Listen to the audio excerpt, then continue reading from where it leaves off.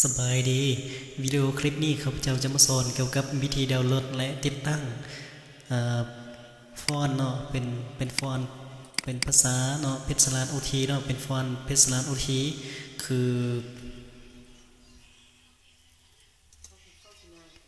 แบบนี้เนาะนะเพชรสลานโอทีนี้เพื่อให้เขียนเป็นตัวภาษาลาวให้มันงามเนาะ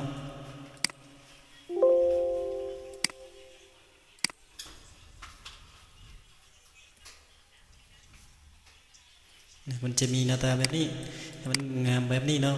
แล้วก่อนอื่นนี้เนาะอยากให้ทุกคนเข้าไปที่ YouTube เนาะแล้วก็เขียนว่าพื้นฐานไอทีหรือว่าไอทีพื้นฐานก็ได้เนาะไอทีพื้นฐานหรือว่าพื้นฐานไอทีก็ได้เนาะมันจะออกมาหน้าตาแบบนี้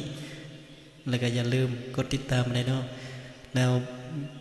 บทที่หนึ่งนี้เนาะบทที่ว่าข้าพเจ้าได้สอนเป็น Microsoft Office นี้ทุกคนก็เข้าไปเบิ่งน้ำกันเนาะเพื่อเฮียนไปน้ำกันเนาะแล้ววันนี้เขาจะมาสอนเกี่ยวกับวิธีติดตั้ง Microsoft ติดตั้งเกี่ยวกับ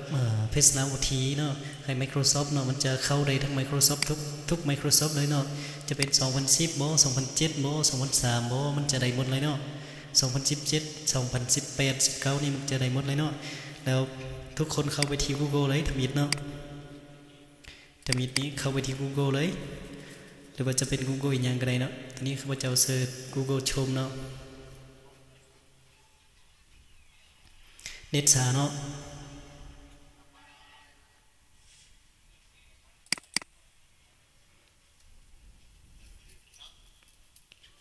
โอเคมาปึ๊บแบบนี้เนาะวันนี้เน็ตช้าเนาะเพราะว่าข้าพเจ้าจัด Wi-Fi นี่มันจะซ่านั่นเองแล้วเขียนว่ายังเขียนเป็นภาษาอังกฤษเลยเขียนว่าเพชรสลัดโอทีเลยเนาะนะเขียนว่าเพชร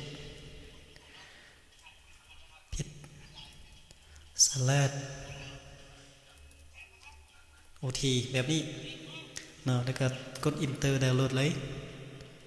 นะมันจะออกมามีแถวภาษาลาวเป็นแถวนึงเนาะ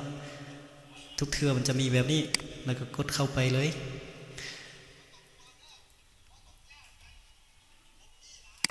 แล้วมันจะออกมาหน้าตาแบบนี้ตัวนี้จะเป็นตัวแบบตัวอักษรเนี่ยเพชรสลัดสินะแล้วทุกคนเนาะเข้าไปนี่มันจะมีไลน์เด้อเนาะมันจะมีเป็นทุกอย่างเลยเนาะโปรแกรมลาวออฟฟิศ2007เพราะโปรแกรม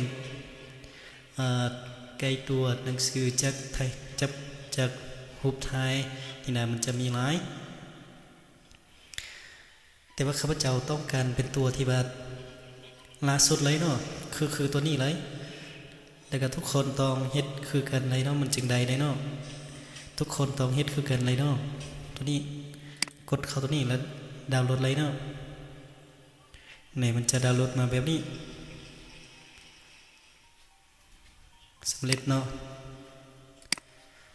สำเร็จแล้วก็เข้าไปที่ดาวน์โหลดนี้มันจะออกมานะโอเคมันจะอยู่นี่เนาะแล้วทุกคนออกมาหน้าตาแบบนี้แล้วคลิกขวาเนาะคลิกขวาทีนึงแล้วออกมาตัวนี้แล้วใส่ตัวเป็นสีดำนี้เป็นติดตั้งเนาะ install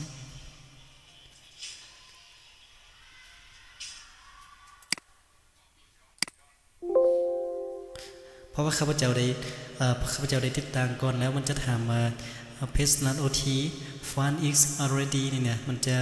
มีพร้อมอยู่ในแล้วเนาะมันจะมีพร้อมแล้วข้าพเจ้าจะบดตังอีกเนาะมันออกมาแบบนี้แล้วข้าพเจ้าก็จะบดตังอีกแล้วทุกคนต้องเข้าไปตังเนาะวิธีติดตังนี่มันจะไงได้แบบนี้ซื้อเนาะแล้ว วิดีโอคลิปนี้ข้าพเจ้าก็จะมาสอนฮอดดีเนาะแล้วทุกคนอย่าลืมกดติดตามเลยเนาะเพื่อเป็นกำลังใจให้ในวิดีโอคลิปหน้าเนาะขอบใจเนาะ